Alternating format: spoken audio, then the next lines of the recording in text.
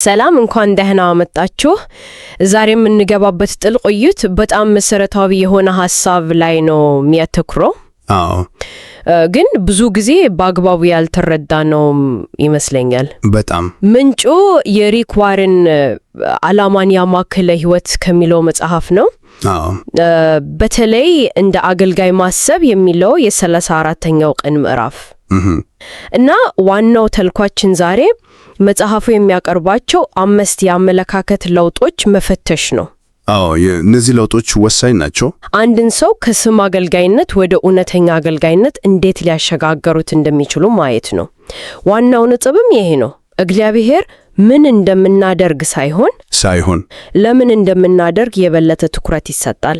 ልክ ነሽ። ይሄ ማለት በቃ አመለካከት ከስኬት በላይ ዋጋ አለው ማለት ነው። እና ምዕራፉ የሚጀምረው በጣም በሚያስገርም ጥቅስ ነው።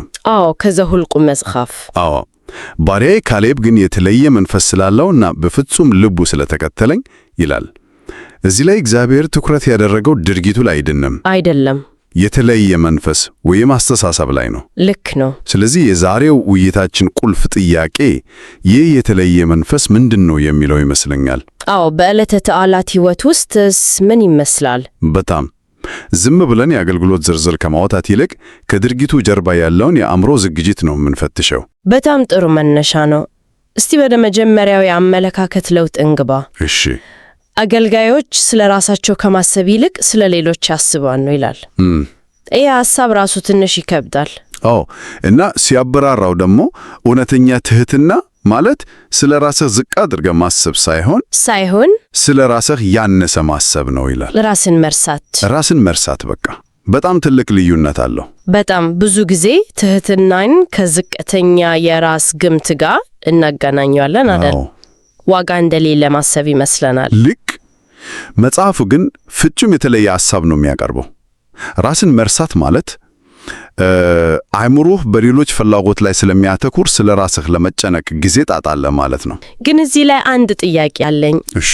አሁን ባለንበት የሰልፍ ኬር እና ፐርሰናል ብራንዲንግ ባህል ውስጥ ይሄ ራስን መርሳት የሚለው ሐሳብ እንዴት ነው የሚታየው? በጣም ወሳኝ ጥያቄ ነው። ጤናማ ያልሆነ መስሎ ሊታይ ይችላል። እርስ በርስ የሚጋጩ ይመስላሉ። አንድ ሰው ራሱን እየረሳ ጤነኛ አእምሮ ሊኖረው ይችላል? መጽሐፉ ይህንን ውጥረት እንዴት ነው የሚያስተናግደው? ጳውሎስ እርዳታ ለመስጠት እስክትችሉ ድረስ ራሳችሁን እርሱ ሲል እኮ ራስን ሙሉ በሙሉ እንደመጣል ነው የሚመስለው። እዚህ ላይ ነው ጥልቀቱ ያለው። መጽሐፉ እንደሚለው እውነተኛ አገልግሎት የሚመነጨው ማንነትን ካለማወቅ አይደለም። ወይም ራስን ከመጥላት አይደለም። የሚመነጨው ማንነትህን በክርስቶስ ውስጥ ከማግኘት ከሚመጣ ጥልቁ መተማመን ነው። ገብቶኛል። ኢየሱስ ራሱን ባዶ አደረገ፣ የባሪያንም መልክ ይዞ ሲል ማንነቱን አጥቶ አይደለም። ነገር ግን ማንነቱ በጣም የተረጋገጠ ስለነበር ያ የባሪያን መልክ መያዙ ክብሩን አልቀነሰበትም። ስለዚህ ራስን መርሳት የሚመጣው ራስን ካገኙ በኋላ ነው ማለት ነው። በትክክል። ያለበለዚያ አገልግሎታችን በቀላሉ ወደ ሌላ ነገር ይቀየራል። ወደ ምን ነገር? መጽሐፉ እንደሚለው ወደ ማኒፑሌሽን፣ ሰዎችን ለራሳችን ፍላጎት ማዋል። በውጪ ስናገለግል ልንታይ እንችላለን። ግን ውስጣዊ ዓላማችን ሰዎች እንዲያደንቁን፣ እንዲወዱን ወይም የሆነ ነገር እንዲሰጡን ከሆነ ያ አገልግሎት አይደለም። ያ ድብቅ የሆነ የራስ አገልግሎት ነው። ይሄ ባህሪ ምን ያህል ብርቅ እንደሆነ ለማሳየት ጳውሎስ ከሚያውቃቸው ሰዎች ሁሉ የጠቀሰው ጢሞቴዎስን ብቻ መሆኑን መጽሐፉ ያነሳል። ይሄ በጣም የሚገርም ነው። በተፈጥሯችን እኔ ስለምንቀድም ነው። ይህንን በተግባር ለመለካት በጣም ከባዱ ነገር የልባችንን እውነተኛ አገልጋይነት የምንለካበት መንገድ ይመስለኛል። መለኪያው ምንድን ነው? መጽሐፉ እንደሚለው መለኪያው ሰዎች እንደ አገልጋይ ሲቆጥሩን ወይም ያላግባብ ሲጠቀሙብን የምንሰጠው ምላሽ ነው። ለምሳሌ ቢሮ ውስጥ ላደረግሽው ትልቅ አስተዋጽኦ ምስጋናው ለሌላ ሰው ሲሰጥ እውነት ነው። ደህንነት ስሜት በቀጥታ ከሁለተኛው ነጥብ ጋር ያገናኘናል። ይሁን እንደ ባለቤት ሳይሆን እንደ መጋቢ ማሰብ ነው። በጣም ምክንያታዊ ነው። ማንነቴ በንብረቴ ላይ ካልተመሰረተ ያንን ንብረት እንደ ባለቤት ሳይሆን እንደ ተቆጣጣሪ፣ እንደ መጋቢ ማየት ይጀምራለሁ። መጽሐፉ የዮሴፍን ታሪክ እንደ ዋና ምሳሌ ያቀርባል። በጲጥፋራ ቤትም ይሁን በእስር ቤት አልፎም በግብጽ ላይ ሲሹም ሁሌም መጋቢ ነበር። ሁሌም የእሱ ያልሆነውን ነገር በታማኝነት ያስተዳደር ነበር። ትክክል። አገልጋይነት እና መጋቢነት ማይነጣጠሉ ናቸው። እና እዚህ ላይ መጽሐፉ ገንዘብን እንደ ትልቁ ፈተና ነው የሚያቀርበው። እውነት ነው። ኢየሱስ ለሁለት ጌቶች መገዛት የሚቻለው ባሪያ የለም ያለው፣ ለእግዚአብሔር እና ለገንዘብ መገዛት አትችሉም ያለው አይገባችሁም ሳይሆን አትችሉም ማለቱ ትልቅ ትርጉም አለው። ማይቻል ነገር መሆኑን ነው። ማይቻል ነገር ነው። እዚህ ላይ ግን አንድ ጥያቄ አለኝ። እሺ። መጽሐፉ የመንግስቱ ግንበኞች እና የሀብት ግንበኞች ብሎ ይለያቸዋል። በገሃዱ ዓለም ግን መስመሩ የት ነው የሚሰመረው? ጥሩ ጥያቄ ነው። አንድ ሰው ለቤተሰቡ የተሻለ ኑሮ ለመፍጠር ተንክሮ ሲሰራ እና ሀብት ሲያከማች ያ ዌልት ቢልደር ነው የሚያሰኘው? ወይስ ቤተሰብን መደገፍ በራሱ የመንግስቱ ሥራ አካል ነው? እንዴት ነው የምንለየው? በጣም ጥሩ ጥያቄ ነው። ልዩነቱ አለው ድርጊቱ ላይ ሳይሆን ከድርጊቱ በስተጀርባ ባለው የመጨረሻ ግብ ላይ ነው። ዓላማው ላይ። የሀብት ግንበኛ የመጨረሻ ግቡ የግል ምቾት፣ ደህንነት፣ የቅንጦት ኑሮ ነው። ለራሱ ነው። ገንዘብ የሚሰበሰበው ለራሱ ነው። የመንግስቱ ግንበኛ ግን ገንዘብን እንደ መሳሪያ ነው የሚያየው። ተንክሮ ይሰራል፣ ያተርፋል፣ ግን የመጨረሻ ግቡ ያንን ሀብት ለትልቅ ዓላማ ማዋል ነው። ገብቶኛል። ለቤተሰቡ ያቀርባል፣ ያ ኃላፊነቱ ነው። ግን ይታው እዛ ላይ አያበቃም። ገንዘብ ጌታው ሳይሆን አገልጋዩ ይሆናል። እና መጽሐፉ እንደሚለው እግዚአብሔር በገንዘብ አያያዛችን ታማኝነታችንን ይፈትናል። ኢየሱስ በዓለማዊ ሀብት አያያዝ ታማኝ ካልሆናችሁ እውነተኛውን ሀብት ማን አደራ ይሰጣቸዋል ያለው ለዚህ ነው። ይህ ማለት ገንዘብን የምንይዝበት መንገድ እግዚአብሔር በሌሎች የሕይወታችን ዘርፎች ምን ያህል ሊያምነን እንደሚችል አምላካች ነው ማለት ነው። በትክክል። ይሄ በጣም ትልቅ ሐሳብ ነው። በጣም። እና ይሄ መጋቢነት አስተሳሰብ ደግሞ በቀጥታ ወደ ሶስተኛው የአስተሳሰብ ለውጥ ይወስደናል። ይሄም ራሳችንን ከሌሎች ጋር ከማወዳደር ሊያድነን ይችላል ማለት ነው። በትክክል። አገልጋዮች ሌሎች ስለሚያደርጉት ሳይሆን ስለ ራሳቸው ሥራ ያስባሉ። የውድድር መንፈስን ሙሉ በሙሉ ማስወገድ። መጽሐፉ ይህንን ሲያበራራ ራሳችንን ከሌሎች ጋር የማናወዳደርበትን 3 ምክንያቶች ይሰጣል። አንደኛ፣ ሁላችንም በአንድ ቡድን ውስጥ ነን። ሁለተኛ፣ ግባችን እግዚአብሔርን ማስከበር እንጂ ራሳችንን አይደለም። ሶስተኛ ደግሞ ሁላችንም የተለያየን ነን። ሁላችንም የተለያየ ቅርጽ፣ ስጦታና ተልእኮ ተሰጥቶናል። እውነት ነው። የማርታ ታሪክ እዚህ ላይ እንደ ዋና ምሳሌ ተጠቅሷል። የማርታ ታሪክ። እውነቱን ለመናገር እኔ ብዙ ጊዜ ከማርታ ጎን ነኝ። ብዙዎቻችን የምንረዳው ስሜት ነው። እሷ እኮ ሥራ ላይ ነበረች፣ ማርያም ዝም ብላ ተቀምጣለች። ማርታ መበሳጨቷ ትክክል አይመስልም።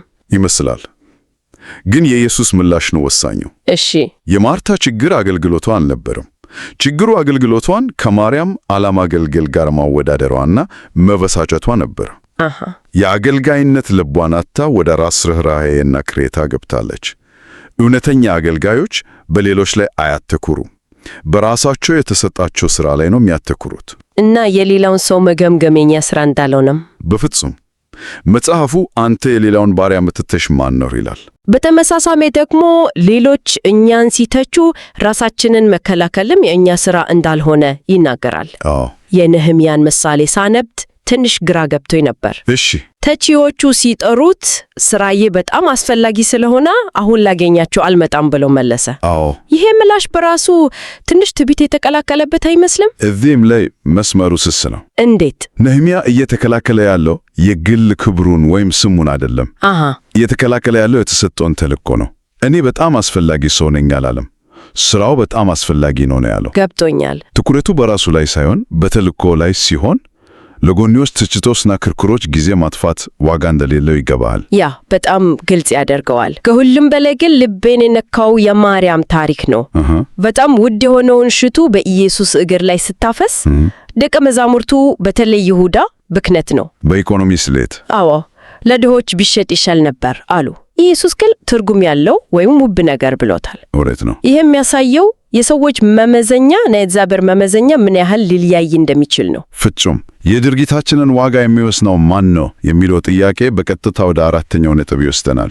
አገልጋዮች ማንነታቸውን በክርስቶስ ላይ ይመሰረታሉ። ይህ ነጥብ በጣም የስነ ልቦና ጥልቀት አለው። ደህንነታቸው የተጠበቀ ሰዎች ሌሎችን ማገልገል ይችላሉ።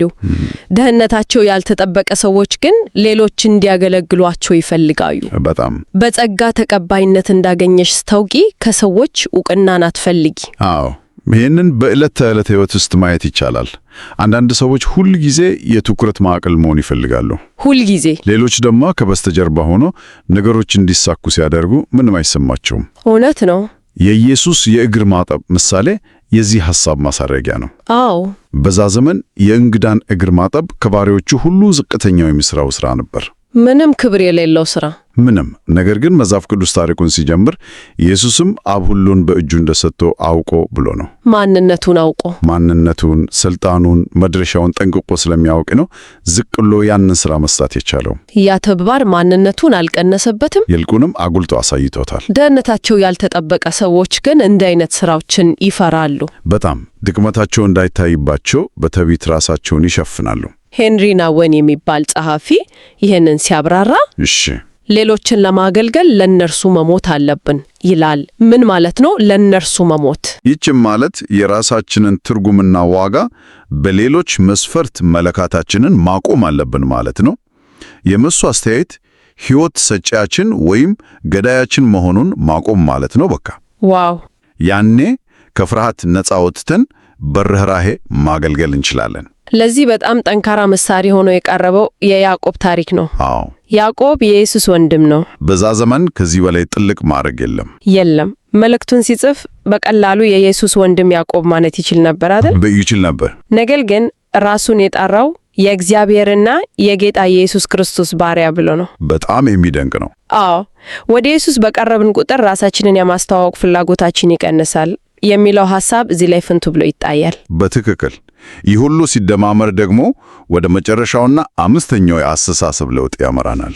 እሱም አገልጋዮች አገልግሎትን እንደ ግዴታ ሳይሆን እንደ ዕድል ይቆጥሩታል። አዎ፣ ይህ የመጨረሻው ነጥብ የሁሉም ውጤት ይመስለኛል። ልክ ነው። አገልግሎት ከባዱ ሸክም መሆኑ ቀርቶ ወደ ደስታ ይቀየራል። እግዚአብሔርን በደስታ አገልግሎት እንደሚለው መዝሙር መጽሐፉ አገልጋዮች በደስታ የሚያገለግሉበትን 4 ምክንያቶች ይጠቅሳል። አዎ፣ ጌታን ስለሚወዱ፣ ለተደረገላቸው ጸጋ አመስጋኝ ስለሆኑ፣ እውነት ነው። አገልግሎት የሕይወት ትልቁ ትርጉም እንደሆነ ስለሚያውቁ እና እግዚአብሔር ዋጋ እንደሚከፍል ቃል እንደገባ ስለሚያምኑ ነው። ይህ ግዴታ አለብኝ ከሚል ስሜት ይልቅ ይህንን ዕድል በማግኘቴ ዕድለኛ ነኝ ወደሚል ስሜት ይለውጠዋል። ቤዲዮክ እና የዋጋውም ሐሳብ ዝም ብሎ የወደፊት ተስፋ ብቻ አይደለም። ኢየሱስ የሚያገለግለኝን ሁሉ አብ ያከብረዋል ብሏል። ጳውሎስም እግዚአብሔር ያደረጋችሁትን ሥራ ይረሳ ዘንድ ዓመፀኛ አይደለም ብሏል። እያንዳንዱን ትንሽ የአገልግሎት ተግባር እንደሚያይ ማመን።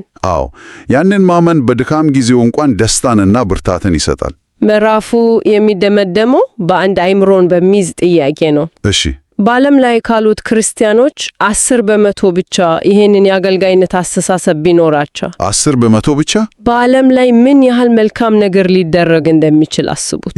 ዋው! ይህንን ጥያቄ ዝም ብለን ስናልፈው ቀላል ይመስላል። ግን ለአንድ ደቂቃ ብናስበው በአካባቢያችን፣ በሥራ ቦታችን፣ በሀገራችን አንድ ከ10 ሰው በዚህ አስተሳሰብ ቢኖር ምን ሊለወጥ ይቻላል? በጣም ትልቅ ለውጥ። የአልበርት ሽዋይትዘርንም አባባል ይጠቅሳል። በእውነት ደስተኛ የሆኑ ሰዎች ማገልገልን የተማሩ ብቻ ናቸው። ደስታና አገልግሎት ማይነጣጠሉ መሆናቸውን ነው የሚያሳየው። ደስታ በማሳደድ አናገኘው። ሌሎችን በማገልገል ሂደት ውስጥ እንደ ተረፈ ምርት ነው የምናገኘው። እንግዲህ የዛሬው ምርመራችን ዋና ሐሳብ አገልጋይ ለመሆን እንደ አገልጋይ ማሰብ አለብኝ የሚለው ነው። የአመለካከት ለውጥ ከድርጊት ይቀድማል። 5ንም የአስተሳሰብ ለውጦች ስናያቸው አንዱ ከሌላው ጋር የተያያዘ ጉዞ መሆኑን እንረዳለን። ባጭሩ ለማስታወስ ያህል ጉዞ የሚጀምረው ትኩረትን ከራስ ላይ አንስቶ በሌሎች ላይ በማድረግ ነው። ራስን መርሳት። እሺ፣ ይህ የሚቻለው ማንነታችን በንብረት ላይ ሳይሆን በእግዚአብሔር ላይ ሲመሰረት ነው። ያው መጋቢነት። ይሄ ደግሞ ከሌሎች ጋር ራሳችንን ከማዋደዳር ያላቅቀናል። በራስ ስራ ላይ ማተኮር። ይህ ሁሉ የሚመነጨው ደግሞ ዋጋችንና ማንነታችን በክርስቶስ ማንነት የተረጋገጠ ከመሆኑ ነው። በክርስቶስ ላይ የተመሰረተ ማንነት። በመጨረሻም ይሄ ሁሉ ሲሆን አገልግሎት ሸክም ሳይሆን ታላቅ ዕድልና የደስታ ምንጭ ይሆናል። ሁሉም እርስ በርሱ የተሳሰረ ነው። በትክክል። ውይይቱን ስንዘጋ አድማጩ ከዚህ ውይይት ወጥቶ ሊያስብበት የሚገባ አንድ ጥያቄ ከመጽሐፉ ወስደን እንተዋለን። እሺ። ጥያቄው በጣም ቀላል ግን በጣም ገላጭ ነው። ብዙውን ጊዜ ትኩረቴና ጭንቀቴ ሌሎች እንዲያገለግሉኝ ነው ወይስ ሌሎችን የማገለግልበትን መንገድ መፈለግ ላይ ነው? ወደ አንድ ክፍል ስንገባ፣ ወደ ስብሰባ ስንገባ ወይም ከሰዎች ጋር ስንገናኝ የመጀመሪያ ውስጣዊ ዝንባሌያችን እዚህ ውስጥ ለእኔ ምን ጥቅም አለ ነው ወይስ እዚህ ውስጥ እንዴት አስተዋጽኦ ላርግ የሚለው ነው?